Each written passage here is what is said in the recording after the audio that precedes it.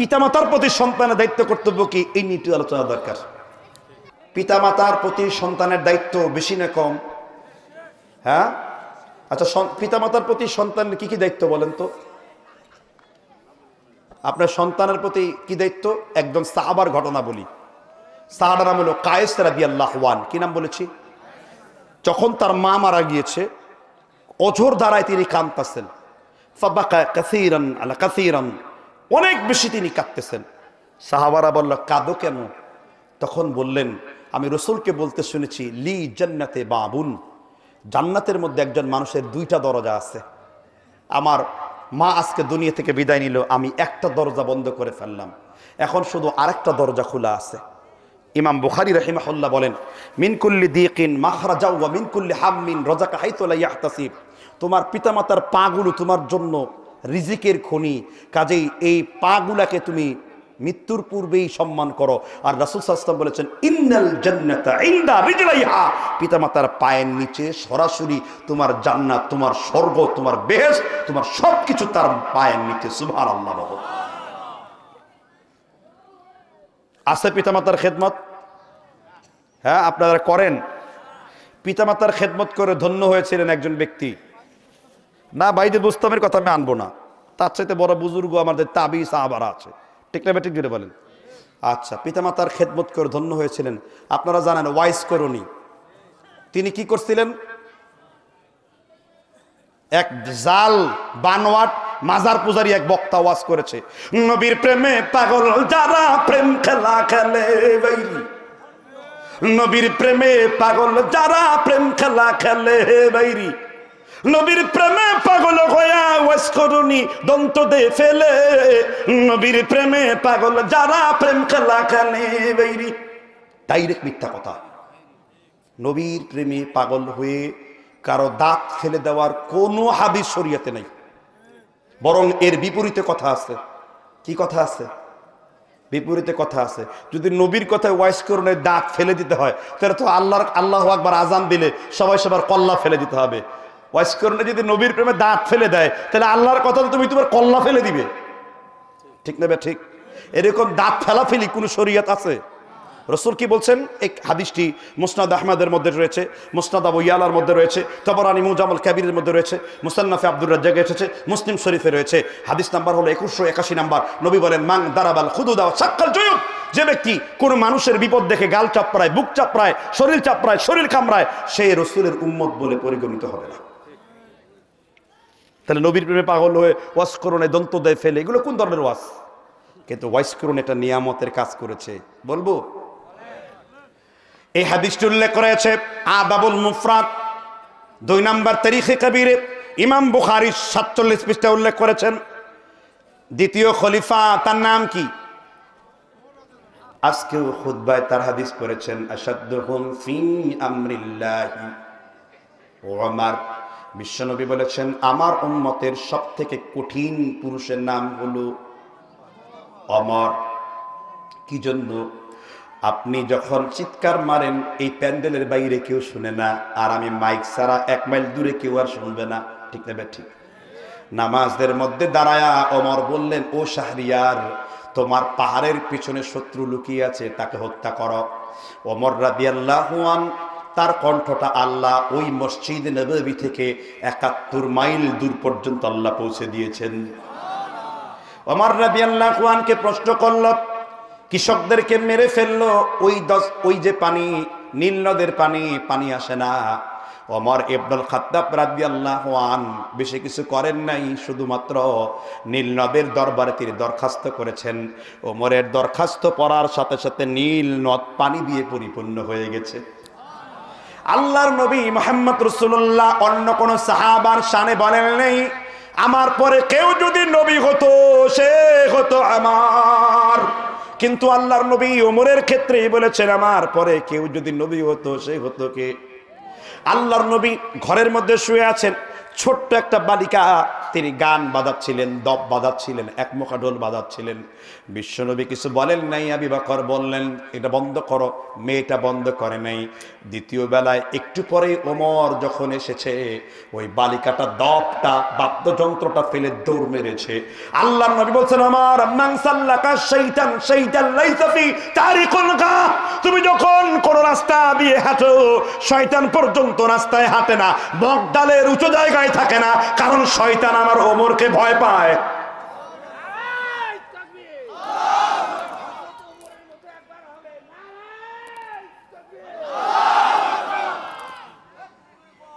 সুবহানাল্লাহ।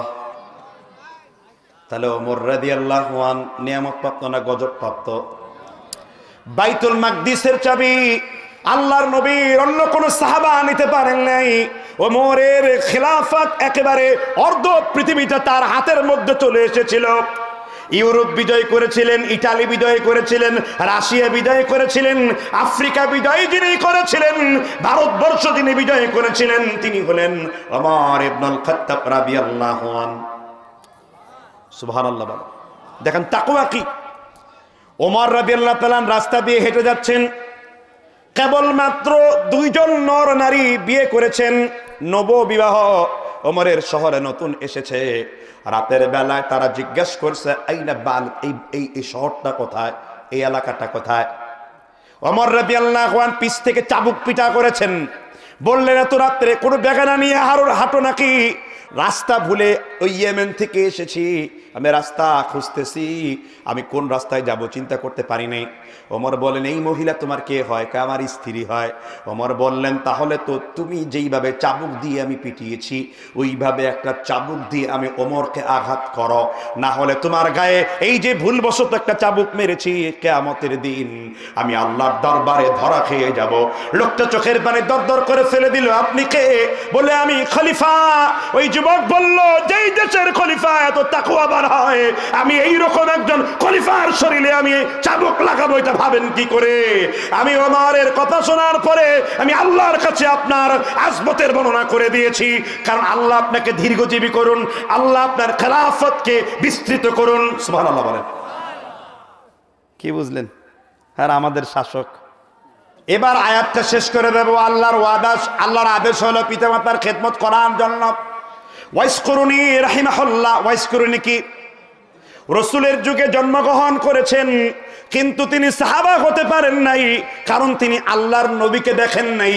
তার ঘরে তার মা অসুস্থ, তিনি দূতের মারফত চিঠি লিখলেন, ইয়া রাসূলুল্লাহ, আমি যদি আপনাকে দেখি তাহলে আমি সাহাবা হয়ে যাব, কিন্তু আমার ঘরে অসুস্থ মা, আমি কি মায়ের খেদমত করব না আপনার সাথে দেখা করব? বিশ্বনবী তিনি চিঠির উত্তর দিলেন, আমার সাথে দেখা করার চাইতে তুমি তোমার মায়ের খেদমত করো, কারণ লি জান্নাতে বাবান, জান্নাতের 2টা দরজা, একটা দরজা আব্বা আর একটা দরজা আম্মা। এই জন্য ওমর রাদিয়াল্লাহু তাআলা আনহুর যুগে যখন প্রচন্ড খরা চলছে, আকাশ থেকে কোনো বৃষ্টি নাই, ওমর বলছেন, তোমরা ওয়াইসকুরুনি কি খুঁজে বের করো, কারণ ওয়াইসকুরুনি দোয়া করলেই আল্লাহ কবুল করবেন। এবার ওয়াইসকুরুনিকে খুঁজে নেওয়া হলো। তিরমিজি শরীফের সরা তুহফাতুল আহওয়াজির ভিতরে হাদিস উল্লেখ রয়েছে, ওয়াইসকুরুনি তিনি দোয়া করলেন, আকাশ থেকে বৃষ্টি অজর দ্বারায় পড়তে শুরু করলো। ওমর কানে কানে বলল, ওয়াইসকুরুনি আর কত দোয়া করবা? মদিনায় তো বন্যা হয়ে যাবে, তুমি দোয়া বন্ধ করো, নাহলে বন্যা হওয়ার বাকি। সুবহানাল্লাহ বলেন। এবার কষ্ট করেছেন, এই নিয়ামত তুমি কোথায় পেয়েছো? তিনি বলেছেন, বেশি আমল করতে পারি নাই, আমি আমার মায়ের খেদমত বেশি করে করি, আর এই জন্য আল্লাহ তাআলা আমি যেই দোয়া করি আমার আল্লাহ সেই দোয়া কবুল করে নেন। সুবহানাল্লাহ বলবেন না? পিতামাতার খেদমত এটা বড় কিছু। পিতামাতার খেদমত কি? ওই আয়াত যে পড়েছিলাম, ওয়াকাদা রাব্বুকা আল্লা তা'বুদু ইল্লা ইয়্যা ওয়া বিল ওয়ালিদাইনি ইহসানা, তারপর কি বলছেন আল্লাহ? ইম্মা ইয়াবলুগান্না ইনদাকাল কিবরা আহাদুহুমা আও কিলাহুমা, যদি তারা বৃদ্ধ অবস্থায় পৌঁছে যায়। কি অবস্থায়? তাদের 2 জন কিংবা 1 জন, তাদের 2 জন কিংবা কি 1 জন, তখন তোমরা তাদের খেদমতকে বাড়িয়ে দাও। কি বাড়িয়ে দাও? খেদমতকে বাড়িয়ে দাও। কেন? ওয়াখফিদ লাহুমা জানাহা যুল্লি মিনার রাহমা, তোমার কলবের মধ্যে যতটুকু পরিমাণ শক্তি আছে, তুমি চেয়ারম্যান, এমপি, মন্ত্রী, ডিসি, এসপি যা হয়েছে সব শক্তি উজাড় করে দিয়ে, ইব্রাহিম নাখঈ এতে তাফসীর করেছেন, নখের মধ্যে সামান্য যেটু ময়লা থাকে, এই রকম সামান্যটুকু খারাপ ব্যবহার পিতামাতার সাথে করা যাবে না। রসুলের কি পিতামাতা জীবিত ছিল? দেখেন একটা হাদিস বলি, সম্মানটা কিরকম দিতেন রসুল। ফাতহুল মাজিদে রাহিকুল মাখতুম এসেছে, নবীজির সবার ছোট চাচার নাম কি? নবীজির সকলের ছোট চাচার নাম কি বলতে পারেন কেউ? আব্বাস রাদিয়াল্লাহু তাআলা আনহু। কি নাম? আব্বাস। আব্বাসের ছেলে আব্দুল্লাহ ইবনে আব্বাস রসুলের ছিল। এক বর্ণনা এসেছে তিনি রসুল থেকে 1 বছরের বড়, আর এক বর্ণনা এসেছে রসুল তার 1 বছরের বড়। আপন চাচা ভাতিজা। আপন বলতে রসুলের দাদা আব্দুল মুত্তালিব 6টা বিয়ে করেছে। কয়টা বিয়ে? 6টা বিয়ে করেছিলেন। এর মধ্যে তৃতীয় ঘরে জন্মেছেন রসুলের পিতা আব্দুল্লাহ এবং আবু তালিব। দ্বিতীয় ঘরে জন্মেছেন আবু লাহাব। চতুর্থ ঘরে জন্মেছেন রসুলের দুধ ভাই প্লাস বিখ্যাত চাচা, যিনি জান্নাতের শহীদদের মধ্যে আল্লাহর সিংহ বলে পরিচিত, কে? আমির হামজা রাদিয়াল্লাহু আনহু। তারপরে 6ষ্ঠ ঘরে জন্মগ্রহণ করেছেন আব্বাস রাদিয়াল্লাহু আনহু। এ থেকে আরেকটা মাসআলা শিক্ষা হলো, বাপ যদি একাধিক বিয়েও করে ওই সন্তানগুলো আপনার আপন ভাই বলেই পরিগণিত হবে। তাকে সৎ ভাই বলে ডাকা হারাম, তাকে সৎ সম্বোধন করা কবিরা গুনাহ। এগুলো হিন্দুদের থেকে মুসলমানদের সংস্কৃতি ঢুকেছে। শরীয়তের বিধান আপনারা জানেন না। নবীজি আব্বাসের 1 বছরের বড় ধরে নিলাম, তিনি এক বৈঠকে মসজিদে নববীতে জোরে আওয়াজ করলেন, কথা বললেন, আব্বাসের চাইতে জোরে চলে গেল। জিবরিল ওহী নিয়ে এসে বলল, আল্লাহ আরশ থেকে সিদ্ধান্ত নিয়েছেন, যদি আব্বাসের সামনে কোনোদিন আর জোরে কথা বলেন, আপনার কণ্ঠ যদি আব্বাসের উপরে চলে যায়, তাহলে আপনার নবুয়তি এবং আপনার আমলকে নষ্ট করে দেওয়ার কথা হয়ে গেছে। রাসূল দৌড়ে গিয়ে বলছেন, আম্মার রাজুলু চিনউ আবিহি, পিতা হলো বাবার স্থলাভিষিক্ত, আর জীবনেও তিনি আব্বাসকে চাচা বলে ডাকেন নাই, বলছেন ইয়া আবি, হে আমার পিতা। সুবহানাল্লাহ বলেন। আপনি সম্মান দিয়েছেন আপনার চাচারে? আপনি সম্মান দিয়েছেন আপনার চাচাকে? বাপ মাকেই দেখতে পারে না। আগে হলো বাবার হক। কার হক? 1 নম্বরে কে? 2 নম্বরে আবারও ভুল করলেন, 2 নম্বরে বাবার ভাই চাচার হক। জানেন এগুলো শরীয়ত। আগে কে? তারপরে 3 নম্বরে সুবহানাল্লাহ বলেন, চাচার সম্মান দিয়েছেন মুহাম্মদ। আম্মার রাজুলু চিনউ আবিহি, নবীজি কোনো মহিলার জানাজা নিজের হাতে দেন নাই। তার কন্যা সন্তানের জানাজা দেওয়ার হাদিসে দুর্বল। সহিহ হাদিস হলো রসুল একজন ব্যক্তিকে নিজের হাতে দাফন করেছেন, তিনি সাইয়েদনা আমির হামজা রাদিয়াল্লাহু তাআলা আনহুর স্ত্রী। কারণ তার মা আমেনা মৃত্যুবরণ করার পরে তার এই চাচি তাকে পিতৃ স্নেহে, পুত্র স্নেহে তাকে বড় করেছে। তিনি তার চাচির জানাজা নিজে পড়েছেন এবং তাকে নিজের হাতে দাফন করেছেন। এ অনেক নতুন নতুন জিনিস শিখতে পেলেন আজকে। জি, আর কোরআন হাদিসের আলেমদের আলোচনা শুনলে অনেক নতুন নতুন জিনিস শুনতে পাবেন। আল্লাহ আমাদের বুঝবার তৌফিক দান করুক। আমার সময় বেঁধে দেওয়া হচ্ছে 12টা পর্যন্ত, আর আমি তাফসির উপরে শেষ করার পথে, এই আয়াতের আলোচনা উপরে শেষ করার পথে। আর এখন যাদের পিতামাতা মরে গেছে বা জীবিত আছে, বা চাচা মরে গেছে জীবিত আছে, দাদা মরে গেছে জীবিত আছে, বংশের দাদা মরে গেছে জীবিত আছে, তাদের জন্য কি দোয়া পড়বেন?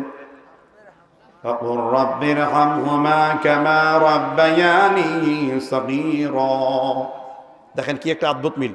এই দোয়াটা শুধু পিতামাতার জন্য না, আপনি যখন আপনার পিতামাতার জন্য দোয়া করলেন, এই দোয়া পৌঁছে গেল আপনার পিতার বাবার, এই দোয়া পৌঁছে গেল আপনার পিতার চাচার কবরে, মানে দাদার ভাইয়ের কবরে, এই দোয়া পৌঁছে গেল আপনার পিতার পিতার কবরে। সুবহানাল্লাহ। যখন মানুষ মৃত্যুবরণ করবে আর আপনার রুহুটা যদি উত্তমভাবে ফেরেশতা দ্বারা কবজ করা হয়, ইল্লিনে প্রবেশ করবেন, প্রথমেই আপনি প্রশ্ন করবেন, ফুলানা বিনতে ফুলানুন, আমার বংশের ওই লোকরা কোথায়? আইনা আবি, আইনা জাত, আইনা আইনা আম্মাতিহি, আমার চাচা কোথায়, আমার ফুপি কোথায়? তখন বলা হবে ওই যে সবাই ইল্লিনে প্রবেশ করছে। তখন আপনার বংশের লোকেরা যারা জান্নাতে প্রবেশ করবে, ঈদ দেখলে যেমন আনন্দ লাগে, বা একটা মানুষ অনেকদিন খাদ্য পায় না তার চাইতে যেমন আনন্দ লাগে, আপনার বংশের লোকেরা আপনাকে নিয়ে গর্ব করবে, দেখেছো আমাদের কাছে একজন জান্নাতি মেহমান আমার পরিবারে, আমার ব্লাড কানেক্ট থেকে এসেছে। সুবহানাল্লাহ বলে। হাদিস মুসলিম, বুখারী, বারজাখের জগতের কাহিনীতে বর্ণিত রয়েছে। তাহলে মৃত্যুর পরে আপনার যাত্রা শুরু। এজন্যই বলা হয়েছে মৃত্যু হলো মুমিনের জন্য কি? হাদিয়া।